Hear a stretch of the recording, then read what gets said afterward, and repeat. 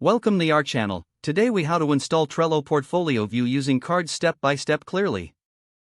To install Trello Portfolio View using cards, start by logging into your Trello account. Navigate to the board you want to use with the Portfolio View feature. Once on your board, locate the Show Menu button on the right side of the screen. Click on Show Menu to expand the menu options. In the menu, scroll down and click on Power UPS. This will take you to the Power UPS directory. In the search bar, type Portfolio to find the Portfolio View power-up. When the Portfolio View power-up appears, click the Add button next to it. After adding the power-up, it may require you to enable it for your board.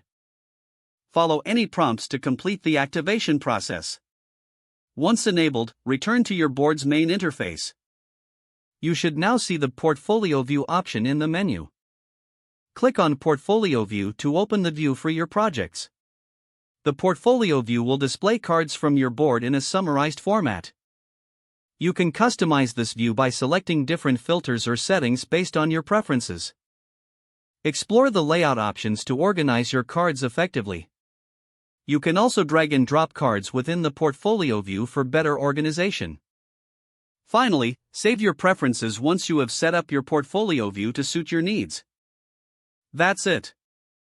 You have successfully installed and set up the Trello Portfolio View using cards. If the page does not load, refresh the browser or try again in a private or incognito window. Make sure you are using the correct email address, then retype it carefully to avoid small typos. If your password is not accepted, use the reset option and create a new strong password you can remember. Check your spam folder for verification or security emails, then complete any requested confirmation steps. Enable two-factor authentication if available to improve account security and reduce unauthorized access risk. After signing in, review your profile details so your contact information and settings are accurate and current. If you see an error message, note it down and try again after restarting your device and internet connection. Log out when you finish, especially on shared devices, to keep your account and payment information secure. If the page does not load, refresh the browser or try again in a private or incognito window. Don't forget to like this video and subscribe to our channel for more step-by-step tech guides.